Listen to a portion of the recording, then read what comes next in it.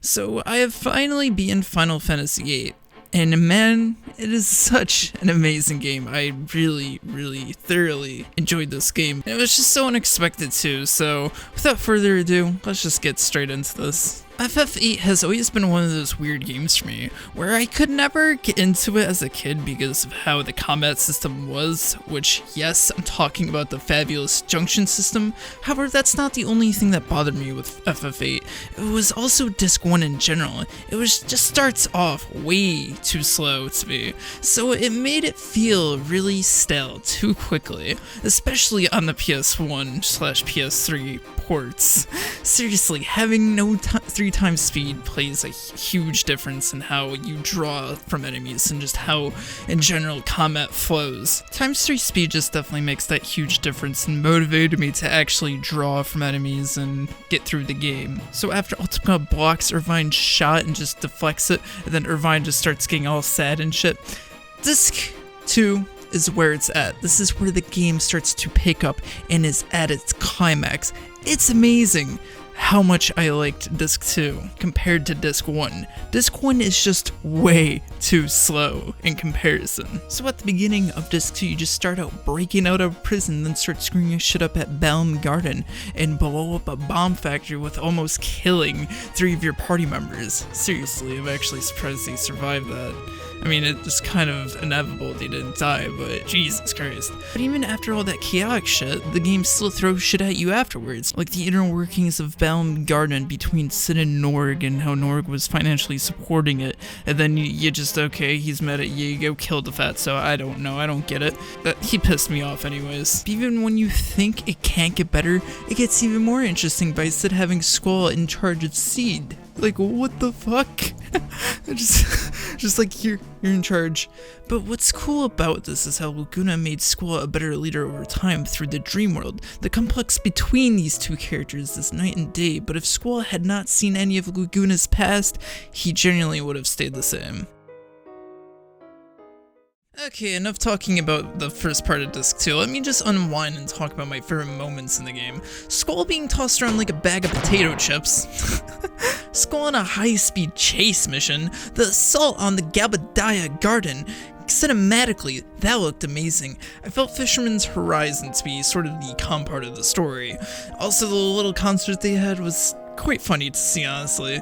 Visiting Galbadia, always vibing with that cool little tune that plays, and arriving at Esther City, the introduction for that area. My God, that looked amazing. It honestly makes me want to have a remake for this game more than Final Fantasy VII, and that's a lot to say.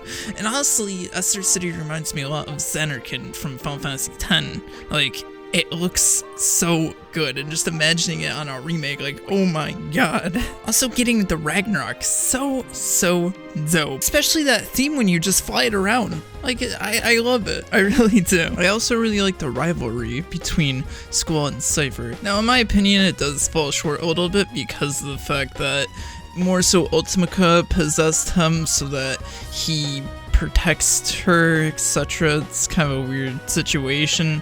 It was still cool to see those one-on-one fights with Squall and Cypher at points. And also, the orphanage, everyone knowing each other and them being rivals since then. That was also pretty mind-blowing stuff. But the 2 characters I hate the most in this game is Raijin and Fujin.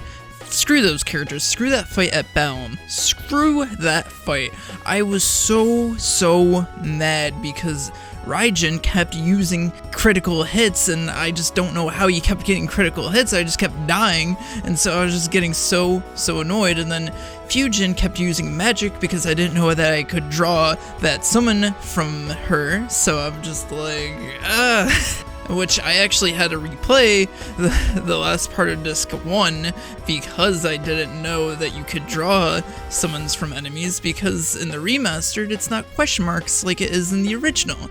I love it! Luckily, a friend helped me out, so I was able to know to keep my eye out for drawing summons from enemies. As for what made this game really special to me was learning about Laguna's story. Like, I found Laguna, Kyros, and Ward's story to be really interesting.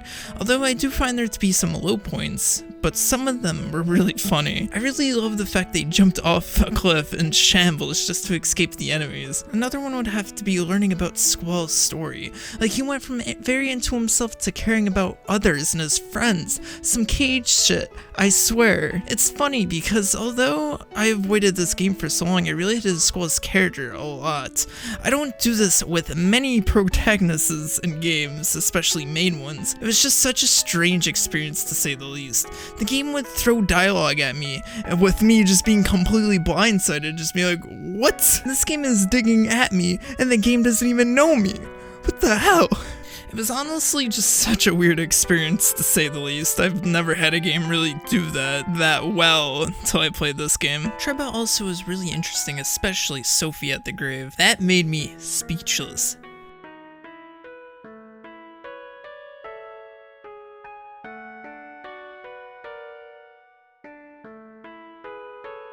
Best waifu of the game, of course, is Irvine Keynes. His personality and him in battle is just so unique. I love him. I also really like Riona's character. It was hard for me to adjust to her just because she was normal, even playful at times. It just kind of left me blindsided by that because of the fact that usually, I guess, the romantic girl in Final Fantasy isn't particularly, I guess, normal or has that normal personality that you would expect. Riona just nails that, which is just weird. Though this being the PS1 era of Final Fantasy games, I was a little surprised at the fact that there was no other romance options like in Final Fantasy VII.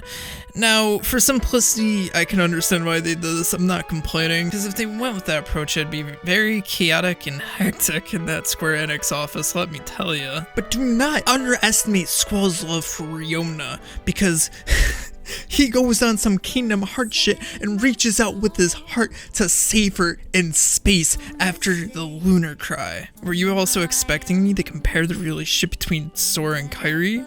No. Sora and Kairi's relationship is fecal and small. Get that shit out of here. It's all about Squall and Riona. I don't even want to talk about Kingdom Hearts, how devastated I am to know that this game did it better. Even though Squall is crazily in love with Riona, Squall still tells her to sit the hell down and buckle up before they take that journey back to Earth. I don't know. It's like Squall fights so hard for this, he's like still like, sit down. But the one thing that was so mind-blowing in this game was to meet fucking Laguna. To meet the man that you've been dreaming about. I didn't mean it like that. To meet the guy from the dream world that you, I guess, learned so much from. I don't know, I found that to be a really cool moment and a nice touch on the game overall. And that is something that I appreciate from this game. It's just that, because I really thought Laguna died, let's be honest. It seems like that's what's gonna happen, but no, he's the fucking president! Like, what the hell? It really mind blew me when he said he was the president, though. That was just like, what? How? How could that have happened? Okay, let's talk about the end of the game. The time compression shit was weird, yes, and now I keep talking about Kingdom Hearts here, but now I realize where some of those, like, concepts came from, and some of those, I guess, multi-layered boss fights came from that make them have these crazy designs. This is more so shown in Kingdom Hearts 1, definitely. If you compare this game's endgame bosses to that, you see a clear similarity there, and I'm not shitting you, it's quite crazy.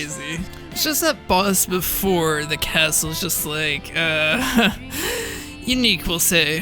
Very unique. The castle itself was my peak gameplay for me because I kept dying stupidly and literally. Well, that happened.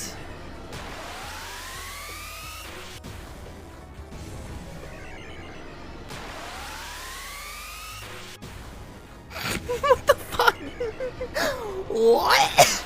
Am I in infinite loop right now?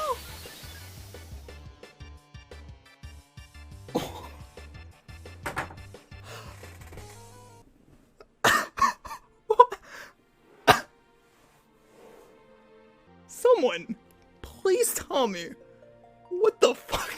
Just, I get missed every time. I did it like 4 times. How did it miss like that? Thirsty distress. What the hell? Has he finally cracked? I actually used a guide for the puzzles because I'm just so bad at puzzles.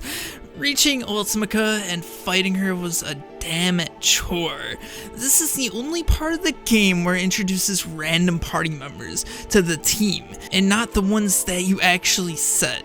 You have to kill party members so you can get the ones that you want to use, so that you get your main party members. It confuses me why they introduced this on like the last boss, but nevertheless, I struggled a little bit, especially when she used the Summon's ultimate move. Good thing the hero item exists. Lionheart never activated. I was sad. So the ending. I was mind blown to see Squall went back in time to see Ada get taken over by Ultimeca. Like, that was some mind-blowing shit. Like, I wouldn't have thought she came back from the past after Squall and the gang just destroyed her. The ending has me mixed overall though. Like I was saying, some weird shit.exe Kingdom Hearts Reconnect bullshit just starts going on, so it confuses me a lot. Like, just look at how easy it is just about reconnect Kingdom Hearts here.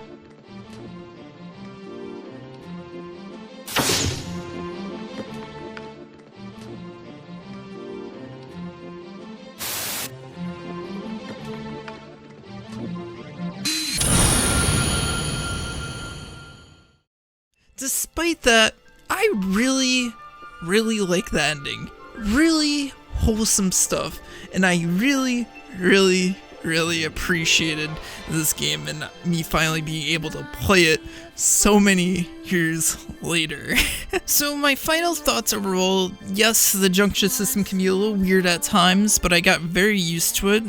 Times 3 speed really helps you draw a lot of magic. So honestly, as long as you times 3 speed that shit and draw that magic, it makes the game immensely easy to build up your strength and your stats overall. I tried to avoid leveling throughout the game, that's why I used the card system so much, but by the end of the game, I completely gave up on it because friggin' Odin killed everything before I got a chance to do anything, so it's just like, eh, whatever, level me up. And I found some of the secret bosses fun, some difficult, especially Ultima. In the getting to Ultima was kind of annoying, in my opinion, just because all the ruby dragons just had too much health, and I'm just like, no, I'm cheating, I'm getting down to this fucker, I'm gonna kill him. And so that's what I did, and he is an easy thing to defeat if you got your card stacked right and actually get Lionheart. So I'm gonna end this with some speculative shit right now, right? So the ending, so Squall goes back into the past and meets Ada and tells her about seeds, this, that, and the other thing. So is it so far-fetched for me to say Cid put Squall in charge for that reason alone because Ada knew Squall was going to be the one to, I guess, defeat Ultimeca? That's just my speculation for all that. So anyways, I hope you enjoyed this crazy video that I decided to make for this game because I liked it so much and postponed all the other games that I should be playing right now, like Persona 5 The Royal and Torna the Golden Country DLC for Xenoblade Chronicles 2. But anyways, I really like this game, so I hope you enjoyed the video and I'll see you guys in the next one. Peace.